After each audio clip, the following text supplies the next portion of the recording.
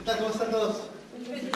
Bendecido, ¿eh? Se siente la época decembrina ya, ¿no? Ya se ve como que la Navidad, los árboles,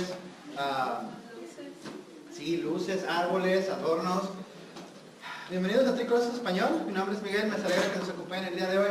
Todos con Biblia en la mano, vamos a estar viendo el capítulo número 38 de Génesis, donde estaremos viendo una historia, haciendo un paréntesis en la historia de José. La Biblia nos pone esta historia, la mitad de la historia, parece que está metido ahí en una narrativa que es muy bonita, la historia de José, cómo él no pecó, cómo Dios lo bendijo, cómo lo prosperó, pero dentro de esta historia tan hermosa, llegamos a este capítulo 38. Ahora, esta historia está considerada como una historia vergonzosa, les digo, hasta cierto punto. Me pregunto que, ¿por qué es que está en la Biblia? Porque, no sé, como que no cabe en la Biblia ese tipo de historias, diría yo. De hecho, mi patrón, el patrón con el que trabajo, él es musulmán. Y él me decía, yo no puedo creer en la Biblia porque en la Biblia se nos dice que Abraham pecó. Y se nos dice que Jacob pecó. Y se nos dice que Lot pecó. Y se nos dice que Judá pecó. Dice, ¿cómo puedes creer en un libro que dice que los profetas pecaron? Y después volteo a ver a mi vida y digo, pero es que ¿cómo puedes creer que un ser humano no pueda pecar? Y les soy honesto, es imposible que una persona, un ser humano, no pueda pecar. Y el único que logró eso fue nuestro Señor Jesucristo, porque era el Dios encarnado.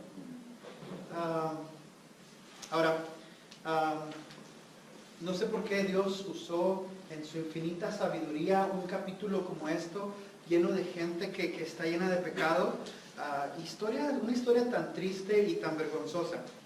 Les digo, es un capítulo que probablemente muchos de nosotros tenemos un capítulo así en nuestras vidas, donde no nos gusta contar esa historia porque nos da vergüenza.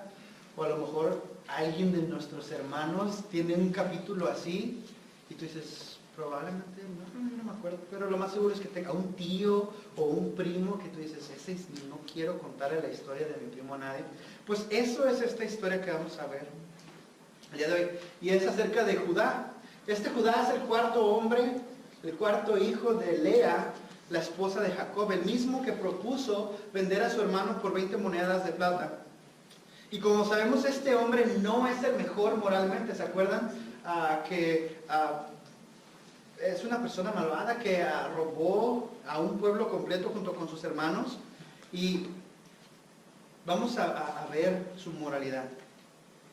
Ahora, los que han estado, ¿cuántos de aquí han estado en el seminario 101 de la iglesia? Unos cuantos. En ese seminario dijimos que la iglesia es una familia, ¿se acuerdan? Y como familia va a haber capítulos así dentro de la iglesia. Muchas veces la iglesia se parece a la familia de Jacob, y así que vamos a ver esta historia. ¿Ya listos? Agárrense porque va a estar buenas las jaladas de greñas que nos va a dar el Señor. Pero así tiene que ser, porque el Señor quiere hablarnos el día de hoy. ¿Cuántos están de acuerdo con eso? Amén. Ok. Génesis 38, capítulo 1.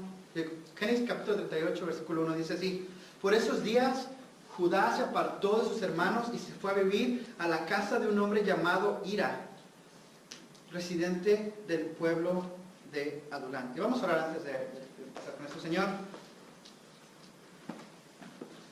gracias por este increíble libro, Señor, con historias hermosas acerca de quién eres tú, Señor, y quiénes somos ante la majestad del Dios eterno, santo, puro, y Señor, que nada se pueda acercar a ti, Señor. Te pedimos que estas historias se hagan verdad en nuestras vidas, Señor, que las lecciones que podemos aprender de ellas, Señor, sean para nosotros, que nos las llevemos a casa, que las pongamos en práctica, Señor, y que no Señor, no nomás las escuchemos y regresemos a lo mismo, Señor. Seas tú, Señor, el que se lleva la honra y la gloria de la historia, Señor, de la prédica, de la conversación, Señor. Que tú, Señor, nos enseñes a nosotros que necesitamos de ti, Señor. Que somos un pueblo, Señor, pecador, Señor, por naturaleza, redimidos por tu sangre preciosa, Señor. Que necesitamos de ti día tras día, Señor. Que nuestras obras, Señor, son como trapo de inmundicia para ti, Señor. Y que tendremos que acercarnos así como estamos, Señor. Señor, pon en mis palabras, Señor, sabiduría de lo alto, Señor. Que tu Espíritu Santo guíe, Señor, lo que voy a decir. Y, Señor, que tus ovejas, Señor, oigan tu voz y te escuchen, Señor, y te sigan. Te pido, Señor, que el que tenga oídos para oír, que escuche, Señor, lo que tienes para la iglesia que se reúne en este edificio, Señor. Te damos gracias en el nombre de tu Hijo amado Cristo Jesús. Amén. El primer error, grave error de la vida de Jacob, es que se salió de la casa, se apartó de sus hermanos. ¿Ven eso? Versículo 11, por aquellos días que Judá se apartó de sus hermanos. Y eso nos enseña lo primero que nosotros, es lo primero que tendemos a hacer, apartarnos de nuestros hermanos. Y Judá pudo haber dicho, estoy harto de mis hermanos, porque obviamente, ¿te acuerdas de la historia? Rateros, chismosos, asesinos. Uno decide matar a todo un pueblo por vengarse de su hermana, deciden matar a su otro hermano y dice Judá, estoy harto de mis hermanos que son así. Y conocemos la moral de los hijos de Jacob y no son tan buenos, pero aún así Jacob decide irse a vivir a la casa de un cananeo, y aunque no lo creas, los cananeos eran mucho peor que los hijos de Jacob. Veremos más adelante que Jacob decide regresar a la casa de su padre, pero muchas veces, como iglesia así somos, la gente va y viene de una iglesia a otra diciendo, ¿sabes qué? Ahí en esa iglesia me vieron feo. O el pastor no me saludó. O no me gustó la música. Estaba leyendo un libro que se llama Una iglesia saludable, y decía, el escritor decía, ¿qué dice del corazón de un creyente cuando le importa la música más que la iglesia?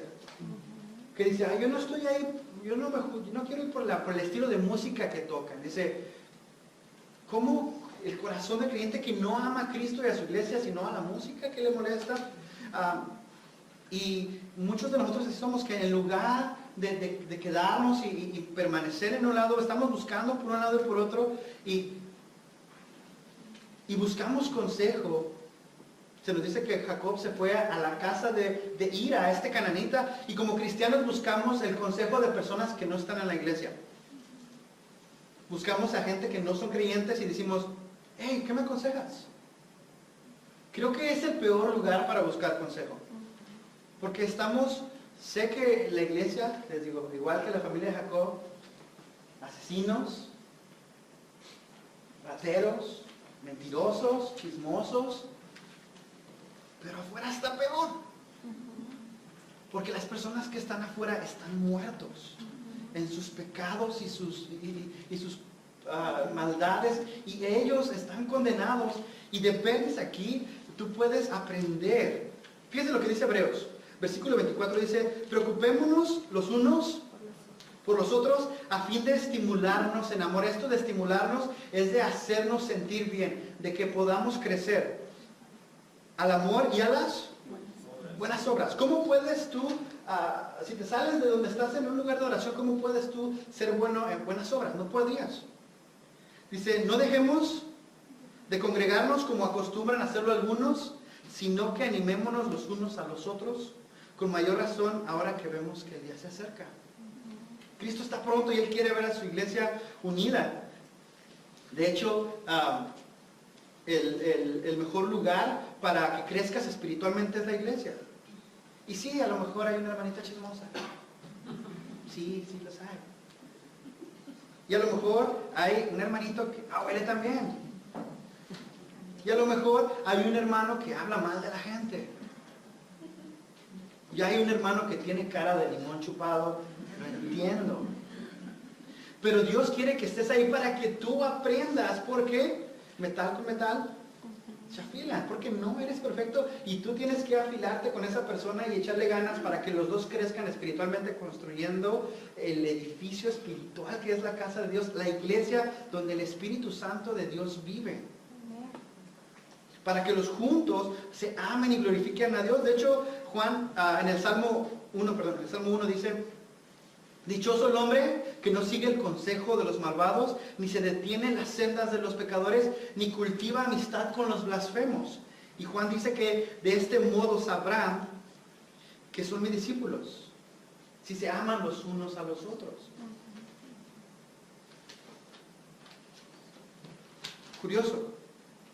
Judá está siendo un hombre que ya agarró consejo de malvado, de un cananita, que vimos que ellos adoraban a un tal dios Moloch, que quemaban a sus hijos. Y él ya se juntó con un malvado, ¿no? Una persona que no cree en el Dios verdadero. Versículo 2. Dice: allí Judá conoció a una mujer, hija de un cananeo, llamado Súa, y se casó con ella. Luego de tener relaciones con él, ella concibió y dio a luz a un hijo y le llamó Er. Dice: en tiempo después volvió a concebir y dio a luz a otro hijo al que llamó Onán. Pasando el tiempo, tuvo otro hijo al cual llamó Selah, el cual nació en Kesib. Ahora, otra cosa que hacemos es que nos emparentamos con un no creyente. Judá se hace bien amigo de un cananita y toma a una esposa que no es creyente. Su bisabuelo Abraham, se había asegurado de que su abuelo Isaac no se casara con una cananita. Y Isaac hizo lo mismo con Jacob, el papá de Judá, que le dijo: no te cases con una cananita. En cambio, Esaú, ¿te acuerdas? Se casó con 2 cananitas y se nos dice que esas 2 cananitas fueron un dolor de cabeza para Rebeca. Y vamos a sacar algo de aquí. No es que Dios sea racista o clasista, que diga no se casen, pero está Él protegiendo la integridad de su pueblo. Y de hecho les dije, eran más malos que los hijos de Jacob. Mezclaban la adoración idólatra, quemaban niños. Se nos dice que ponían las cabezas de las personas que mataban afuera en estacas para que la gente dijera: aquí hay malos, muy malos. Y Dios dice: no quiero que te mezcles con ese tipo de gente. Ahora, como cristianos, no es una buena idea. De hecho, Pablo nos dice que no formen yunta con los incrédulos. La Reina Valera dice: no te unas a un yugo desigual. Dice: ¿qué tienen en común la justicia y la maldad? ¿O qué tienen en común la luz y las tinieblas? Ahora, como cristianos queremos decir: ok, vamos, es una novia, no cree en Dios, pero yo la voy a convertir. La voy a convertir, te lo juro. Lo más seguro es que no se convierta. Porque por naturaleza no. Dice Pablo: bueno, primero que se convierta y después te la haces novia. Pero hay gente que ha dicho: sí se puede. Y hay casos que sí, pero yo he visto líderes que caen y que ya no están en la iglesia, pastores que se divorciaron de esposas por una persona incrédula y ya no son pastores. Decían: yo los voy a convertir, y la verdad es que no. Judá dice que aparte Judá consiguió para Ur, su hijo mayor, una esposa llamada Tamar. También Judá dice: bueno, yo ya agarré una mujer cananita que no le parece a Dios, pero también te voy a ayudar a que tú hagas lo mismo. Que nos lleva a nuestro siguiente punto. Muchas veces nosotros incitamos a otros a desobedecer como nosotros lo hacemos. Fíjense lo que dice el apóstol Pablo en Romanos 1, 28 al 32. Dice: Además, como no estimaron que valía la pena tomar en cuenta el conocimiento de Dios, Él a su vez los entregó a la depravación mental para que hicieran lo que no se debía hacer. Aquí hablando de todos los seres humanos. Dice, se ha llenado de toda clase de maldad, perversidad, avaricia, depravación. Están repletos de envidias, homicidios, disensiones, engaños, malicias. Son chismosos, calumniadores, enemigos de Dios, insolentes, soberbios, arrogantes. Se ingenian maldades y se rebelan contra sus padres. Son insensatos, desleales, insensibles, despiadados. Wow. Dice, saben bien que según el justo decreto de Dios, quienes practican tales cosas merecen la muerte. Sin embargo, no solo la siguen practicando, sino que incluso aprueban a los que la practican. Y Judá es hijo de un creyente. Y él dice, te voy a ayudar a que hagas lo mismo que yo. Como cristianos no podemos aprobar que la gente viva una vida pecaminosa. Sí los amamos, y no porque están juzgando o porque, digamos, yo soy más santo que tú, pero porque sabemos que ese camino fácil, ancho, lleva a la muerte. Pero el camino angosto, que es el de seguir a Cristo, que a nadie le gusta seguir, es el que te lleva a la vida. Judá busca una persona, una esposa para su hijo, y Tamar no fue una persona mala, la vamos a ver, que no era tan mala, pero no era así como que Dios quería, no era la primera opción de Dios. Bueno, sí fue la primera opción, pero no era lo mejor para... Ahora, a Dios no le importa la voluntad de Dios, básicamente. Dice, no me importa, yo voy a agarrar una esposa para mí, le voy a dar una esposa a mi hijo. Y es curioso que Judá en toda la historia no habla de Dios. No se escucha que él diga nada acerca de Dios, ni una sola vez él dice Dios, pero Dios está en la historia. Judá está separado de sus hermanos y lo último que quiere hacer es hablar de Dios. Ahora, no somos así en la iglesia. Como que nos separamos un rato, después agarramos unos cuantos cuates que son bien chidos, te la cotorreas con ellos y después te encuentras un hermanito en la iglesia y dices, ¿por qué estás en esa iglesia? Vamos a cotorrear mejor. Vamos a echarnos una chela, y dices... Ahora, cuidado, porque hay consecuencias de tal cosa. Fíjense lo que dice el versículo 7. Dice, pero al Señor no le agradó la conducta del primogénito de Judá y le quitó la vida. Pregunta apologética o de la defensa de la fe, a los que les gusta ese tipo de... ¿Dios nos debe a nosotros 90 años de vida? Al nacer nosotros, ¿Dios a fuerza nos tiene que dar 90 años de vida? ¿O Él puede quitarnos al día de nacer o a los 90 años? Él es el creador. Él puede hacerlo a la hora que quiera. Mucha gente tiene problemas con esto. Pero Dios no le debe nada a nadie. Él te puede dar 100 años, te puede dar 5 años, te puede dar 1 año, te puede dar muchos. Pero que esto no te quite, a mí me gusta porque me gusta la defensa de la fe, pero en realidad Dios no nos debe los 100 años y Él decide por la maldad. No sabemos qué tan malo era, pero si agarramos como base la familia de Jacob y vemos qué tan malos eran ellos y no los mató, te puedes imaginar qué tan malo era el hijo de Judá, ¿no? Dice, entonces Judá le dijo a Onán, cásate a su segundo hijo, cásate con la viuda de tu hermano y cumple el deber del cuñado y así le darás descendencia a tu hermano. Versículo 9. Pero Onán sabía que los hijos que le nacieran no serían reconocidos como suyos. Por eso cada vez que tenía relaciones con ella, derramaba el semen en el suelo y así evitaba que su hermano tuviera descendencia. Versículo 10. Esta conducta ofendió mucho al Señor y así también a él le quitó la vida. No sabemos qué fue lo que hizo el primer hijo de Judá, pero Dios decidió juzgarlo.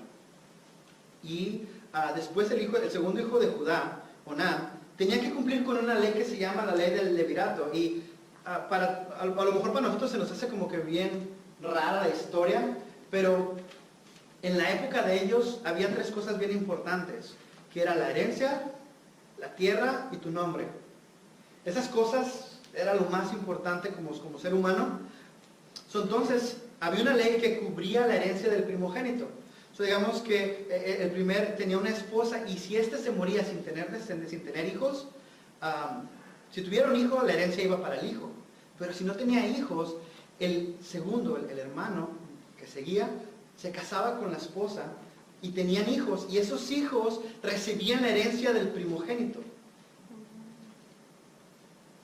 Y la mamá quedaba protegida porque las mujeres quedaban abandonadas. Y entonces, para nosotros es como que qué rara historia, pero para ellos tenía sentido. Y Onán dice, yo no quiero que mi hermano, si mi hermano no tiene descendencia, pues la herencia se va a poner entre dos personas, ¿no? Yo y Selah. Yo no quiero que yo tenga hijos con ella. Lo que él hacía, le gustaba el acto, pero evitaba la concepción así básicamente no dejaba que el acto sexual se consumara y no embarazaba a la esposa. Él quería el placer físico, pero no quería cumplir las responsabilidades de padre. ¿Cuántos conocemos de estos? Que les gusta el placer físico, pero no quieren cumplir la responsabilidad de padre. Todavía. Y el Señor lo juzga y le quita la vida. Ahora, muchos toman este texto para decir que la Biblia dice que los métodos anticonceptivos son pecado. ¿Has escuchado eso? Que a Dios no le parecen los métodos anticonceptivos. Pero la realidad es que el texto no habla de eso. Aquí nos está hablando de un hombre que busca solamente complacerse a sí mismo, que no amaba a su hermano y que no tomaba de su corazón lo de la herencia. Más bien odiaba a su hermano porque no quería que su hermano tuviera una herencia y actuaba de una manera que no le agradaba a Dios. Ahora, se me hace curioso que hace un pecado tan insignificante, porque ya nuestra cultura como que les vale todo esto, pero a Dios toma con seriedad el pecado del hombre. ¿No te da gusto que ya Dios haya derramado su juicio sobre la cruz de Jesucristo y que no estemos en estos tiempos? Porque ya estuviéramos 2 o 3 aquí tirados. Versículo 11. Dice, entonces Judá le dijo a su nuera Tamar,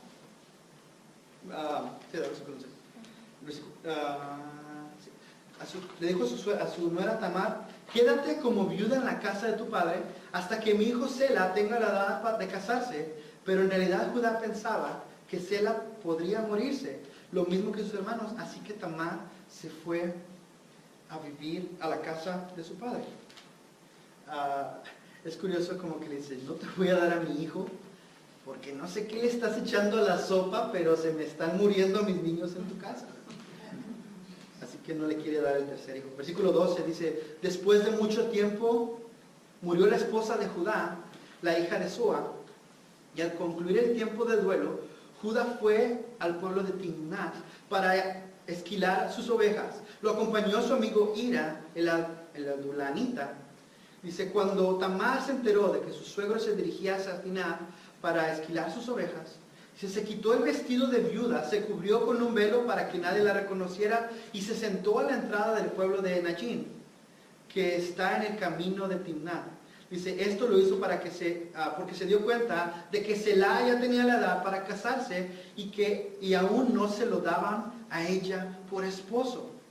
La esposa de Judá se muere y luego Judá se junta con su amigo, el que lo llevó a Canaán. Y Tamar se entera de que su suegro va para allá y dice, voy a encararlo porque no me ha dado a mi esposo, a Selah. Me toca casarme, quiero descendencia. Y dice, ella todo este tiempo ha estado vestida de luto. La gente sabe que su esposo se ha muerto y ella está vestida, ella no está buscando con quién casarse, no anda de picaflor por todos lados, ella está esperando a que Judá cumpla con su palabra. Y entonces, por algún motivo, ella está tratando de que la descendencia de Judá siga, el primogénito de Judá siga teniendo descendencia. Y lo vamos a ver más adelante por qué es que ella lo hace. Dice, versículo, bueno, cuando se topa con su suegro, fíjense la historia. Ella se viste, se pone su velo y está en la entrada esperando a su suegro. Y versículo 15 dice, cuando Judá la vio con el rostro cubierto, la tomó por prostituta. Yo cuando recordaba esta historia, me acordaba como que ella se había vestido de prostituta. Pero en realidad es que ella no se vistió como prostituta. Judá la vio y dijo, una prostituta. Versículo 16 dice, no sabiendo que era su nuera, se acercó a la orilla del camino y le dijo, deja que me acueste contigo. ¿Qué me das si te digo que sí? Le preguntó ella. Me imagino Judá con su amigo caminando, van a Timnat, y entonces ven a su nuera, a lo mejor estaba bien guapa, bien tapada, no sé cómo, y el amigo, mira, una prostituta, mira, a que no te animas a pedirle que se acueste contigo. Y Judá así, estoy de luto, todavía aguanta, ¿no? Y él, no seas sacatón, échale. Y Judá va y la ve y lo primero que le dice, acuéstate conmigo. Imagínate la cara de Tamar, así de, ¿ok? ¿Y qué me das si me acuesto contigo? Judá le dice, te mandaré uno de los cabritos de mi rebaño. Respondió Judá, está bien, dijo ella, pero déjame algo en garantía hasta que me lo mandes. Versículo 18 dice, ¿qué prenda quieres que te deje? Preguntó Judá, dame tu sello y su cordón y el bastón que llevas en la mano. Respondió Tamar. Judá se los entregó, se acostó con ella y la dejó embarazada. Versículo 19. Cuando ella se levantó, se fue inmediatamente de allí, se quitó el velo y se volvió a poner la ropa de viuda. ¿Qué pasa cuando, como cristianos, en la familia de Cristo, que es nuestro punto 4, muchas veces nos comportamos de una manera inmoral? Judá no le importa lo que piensa Dios. Muchos eruditos creen que, y estoy literalmente de acuerdo con ellos, que en la cultura cananita las prostitutas se prostituían en el templo, y es un tipo de adoración a la diosa de la fertilidad, que tú te acostabas con la prostituta, ella quedaba embarazada y al hijo que ellas tenían lo ponían y lo sacrificaban. Y era como un tipo de adoración. Y Judá no le importa que sea prostituta de templo o prostituta, él quiere satisfacerse a sí mismo. Y él está practicando, intentando practicar o sabiendo que esto es una forma de idolatría. Y muchos de nosotros practicamos algún pecado, probablemente sexual, como la pornografía, el adulterio, la fornicación. Pero muchas veces también practicamos la idolatría sin saberlo. Muchas veces le damos prioridad a la pornografía, que se convierte, aparte de un pecado sexual, en un problema de idolatría, al dinero, que es un problema de idolatría. Ponemos a cualquier cosa antes que Dios, o muchas veces hasta un ídolo de yeso que nos venden en alguna santería. Es forma de idolatría y no lo sabemos, pero estamos retando al Dios santo y vivo que la Biblia nos revela. Y aquí en la iglesia muchas veces eso existe. Hay pecadores en esta iglesia. ¿Me creen o no me creen? Sí. Ok. Si no me crees, ¿cuántos tienen smartphone? Unos cuantos. Ok. Hagan algo conmigo. Lo van a ver aquí en la pantalla. Saquen todo su smartphone, su teléfono inteligente. Si lo tienen a la mano, no tienen que hacerlo todos. Pero, si ven allí, hay una aplicación que se llama cámara. ¿Ok? Hay una cámara que se llama Selfie Mode. ¿Ves a esta persona allí? ¿Lo ves? Esa persona es pecador. Esa persona que ves en tu celular, en Selfie Mode, no se la vas a poner a tu hermana de al lado. es pecador. Un pecador que necesita del perdón de Dios. Y no te lo digo para que te sientas mal, pero sí, porque necesitas del perdón de Dios y necesitas aplicar la sangre de Jesucristo derramada en la cruz de Calvario. Entonces Tamar le pide el sello y el cordón a su suegro y su suegro le dice, va, el cordón y el sello. Ahora que el sello era un rollo que se ponían aquí y ese sello tenía su nombre y tenía mucha información, un sello que ellos pasaban, muy parecido al anillo de los reyes, que tiene un anillo con su sello, y cuando ellos mandaban una carta ponían su sello en las cartas con cera, y entonces la gente sabía que era del rey ese sello. Era muy parecido a eso. En aquella época básicamente le está pidiendo su identificación, su tarjeta de crédito y su número de PIN. Y este hombre dice, va. Imagínate que un hombre, hombres, varones, que va así que una prostituta dice, pues dame tu número de seguro, tu identificación y tu tarjeta de crédito. Y dices, órale, va. Sería como que... Pero Proverbios nos da una advertencia, dice, hablando del consejo del papá o el consejo de Dios, dice, te protegerán de la mujer malvada, de la mujer ajena y de su lengua seductora. Dice, no abrigues en tu corazón deseos por su belleza, ni te dejes cautivar por sus ojos, porque se ven bien, pero no te convienen. Versículo dice, pues la ramera va tras un pedazo de pan.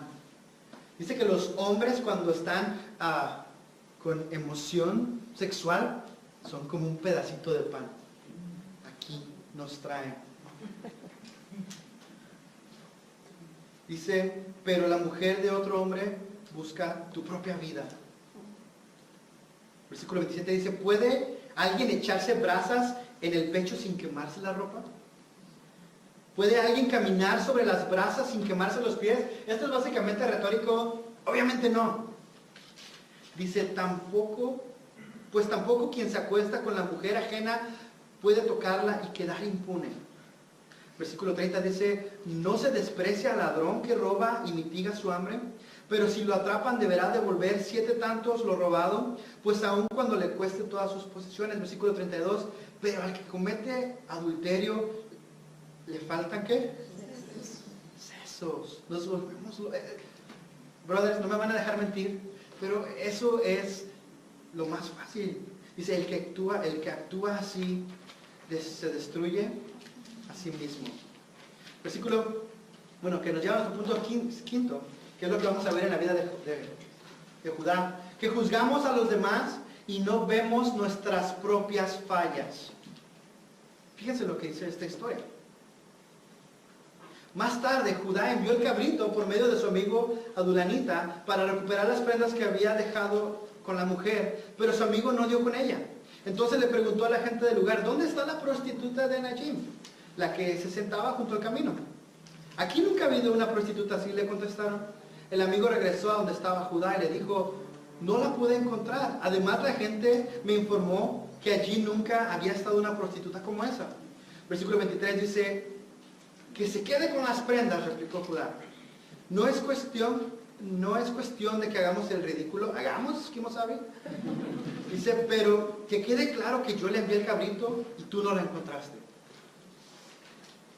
Versículo 24 dice, 3 meses después, le informaron a Judá lo siguiente, tu nuera Tamar se ha prostituido y como resultado de sus andanzas ha quedado embarazada, sáquenla y quémenla, exclamó Judá. Es un juicio duro, ¿no? Sáquenla y quémenla. ¿Quién la embarazó? Me recuerda mucho la historia en el segundo de Samuel 11 y 12 hay una historia de David. David manda a sus hombres a la guerra y pues está de ocioso sin hacer nada. Y se va por su ventana y ve a una mujer bañándose. Betsabé la ve y dice, ¿quién es esta mujer? Y investiga, la manda a traer, se acuesta con ella. Después de eso, queda embarazada ella y para cubrir su falta, le dice, manda a traer a su esposo de la guerra. Y su esposo dice, no, yo no puedo acostarme con ella mientras mis hombres se están matando allá. Y dice, no, acuéstate, y lo emborracha y todo, y él no se acuesta con ella, y después para cubrir su pecado dice, pónganlo adelante y que lo maten. Y lo pone adelante y lo matan. Después él se casa con Betsabé. Y entonces el Señor le manda un mensaje por el profeta Natán que dice, el Señor envió a Natán para que hablara con David. Cuando se presentó ante David le dijo, dos hombres, le da una parábola, dice, dos hombres vivían en un pueblo, uno era rico y el otro era pobre. El rico tenía muchísimas ovejas y vacas, y en cambio el pobre no tenía más que una sola ovejita, que él mismo había comprado y criado. La ovejita creció con él y con sus hijos, comía de su plato y bebía de su vaso, y dormían en su regazo. Era para ese hombre como su propia hija. Pero sucedió que un viajero llegó de visita a la casa del hombre rico, y como éste no quería matar ninguna de sus propias vacas, ovejas o vacas, para darle de comer a su huésped, le quitó al hombre pobre la única ovejita. Tan fue el enojo de David contra aquel hombre que respondió a Natán, tan cierto como el Señor vive, que quien hizo eso merece la muerte. Mátenlo y quémenlo. Versículo 6. Dice, ¿cómo pudo hacer algo tan ruin? Ahora pagará 4 veces el valor de la oveja. Entonces Natán le dijo a David, tú eres ese hombre. Así dice el Señor Dios de Israel, yo te ungí como rey sobre Israel y te libré de Saúl, te di un palacio te di el palacio de tu amo y puse mujeres en tus brazos. También te permití gobernar Israel y Judá, y por si no hubiese sido poco, te habría dado mucho más. Versículo 9 dice, ¿por qué entonces despreciaste la palabra del Señor haciendo lo que le desagrada? Asesinaste a Urías, elitita, para apoderarte de su esposa. Lo mataste con la espada de los amonitas. Por eso la espada jamás se apartará de tu familia, pues me despreciaste al tomar la esposa de Urías, elitía, y hacerla tu mujer. Los pecados de otras personas se ven más graves que los nuestros. Se nos dice que David cayó rendido y soy pecador. Y aunque Dios lo perdonó, él no pudo construir el templo para Dios. Los pecados de otras personas se ven más fuertes que nuestros propios pecados. De hecho, Pablo nos dice en Romanos 2, 1 al 8, dice, por tanto, tú no tienes excusa, tú, quien quiera que seas. Cuando juzgas a los demás, pues al juzgar a los demás, ¿qué? Te condenas a ti mismo, pues practicas las mismas cosas. Ahora bien, sabemos que el juicio de Dios contra los que practican tales cosas se basa en la verdad. ¿Piensas entonces tú que vas a escapar del juicio de Dios? ¿Tú que juzgas a otros y sin embargo haces lo mismo? ¿No ves que desprecia las riquezas de la bondad de Dios, de su tolerancia y de su paciencia, al no reconocer de su bondad? Al no reconocer que su bondad quiere levantarte al arrepentimiento, pero por tu obstinación y por tu corazón empedernido, sigues acumulando castigo contra ti mismo para el día de la ira, cuando Dios revelará su justo juicio. Porque Dios pagará a cada uno sus obras, según lo que merezcan sus obras. Él dará vida eterna a los que perseverando en las buenas obras, buscan gloria y honor e inmortalidad. Pero por los que por egoísmo rechazan la verdad para aferrarse a la maldad, recibirán el gran castigo de Dios. Fuertes palabras de Pablo. Pero el pecado de otra persona se ve más grande que el de nosotros. Hay que autoanalizarnos antes de juzgar a una persona. Dice Jesús, no juzgues para que no seas juzgado. Antes de querer sacarle la pajita del ojo de tu hermano, sácate el tronco que traes tú. Amén. Jesús siendo un carpintero, una viga en tu ojo, parece hipérbole, pero lo es. Porque no puedes caminar golpeando a gente con tu palo y dice tu hermano, déjame te saco. Como cristianos somos muy prontos para juzgar a los demás. Hay que autoanalizarnos un poquito. Versículo 25 dice, pero cuando la estaban sacando para matar a esta pobre mujer, dice, ella mandó el mensaje a su suegro y le dijo, el dueño de estas prendas fue quien me embarazó. A ver si usted reconoce de quién son este sello, este cordón del sello y este bastón. Versículo 26 dice, Judá lo reconoció y declaró, su conducta es más justa que la mía.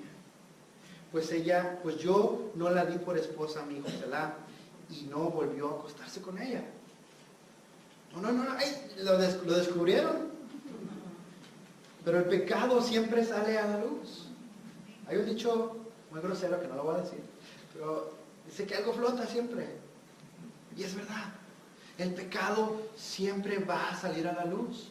La palabra de Dios va a sacar tu pecado. Versículo 37, vamos a terminar, ya, queda un minuto. Dice, cuando llegó el tiempo de que Tamar diera luz, resultó que tenía mellizos en su seno, como Rebeca, ¿te acuerdas?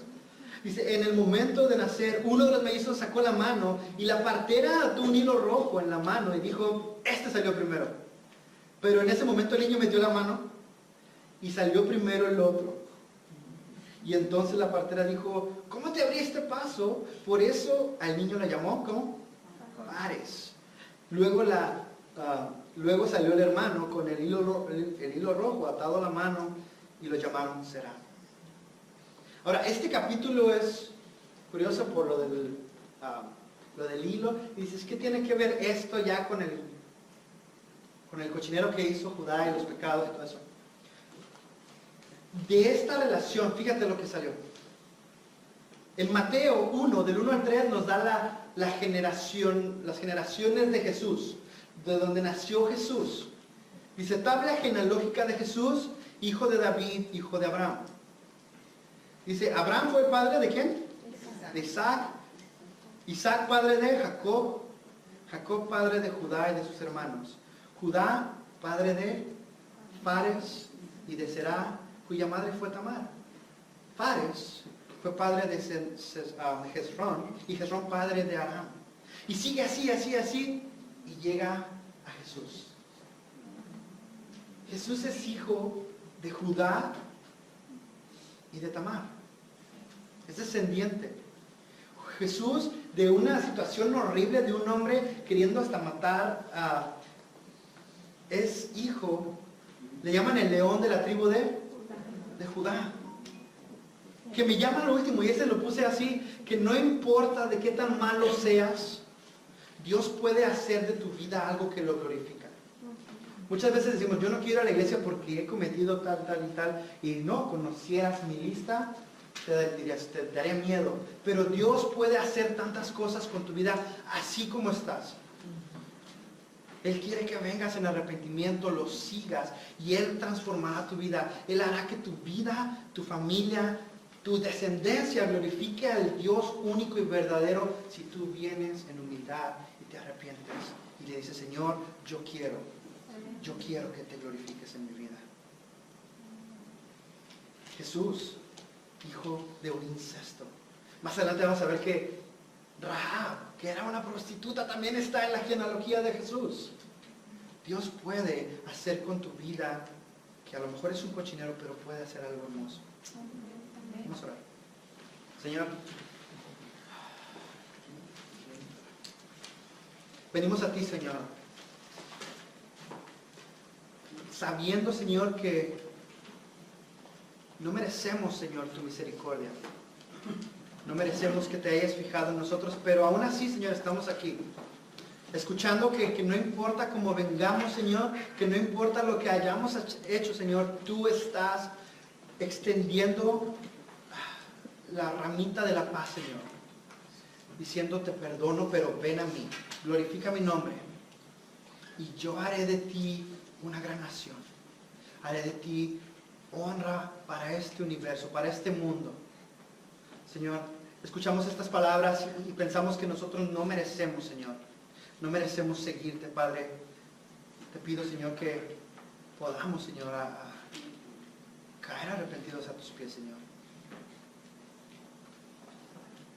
Que nuestras vidas, Señor, no han sido las mejores, Señor, y hemos estado viviendo en pecado, Señor, pero que tú quieres estar en comunión con nosotros, Señor. Tener una relación personal en la cual podamos, Señor, conocer tu voluntad, conocer lo que tú quieres de nuestras vidas, Señor, y vivir, Señor, como tú mandas, papá. Te pido, Señor, que si hay alguien acá, Señor, que no te conoce, Señor, y que tiene pena de regresar a ti, Señor, que tiene pena de llegar a ti porque ha estado viviendo como quiere, Señor, tú le recuerdes el día de hoy que no importa cómo venga, que no hay pecado que sea lo suficientemente fuerte para no ser perdonado por tu cruz, Señor. Señor, te pedimos, Padre, que te glorifiques en este día, Señor. Te glorifiques en la vida de cada una de las personas, en el nombre de tu Hijo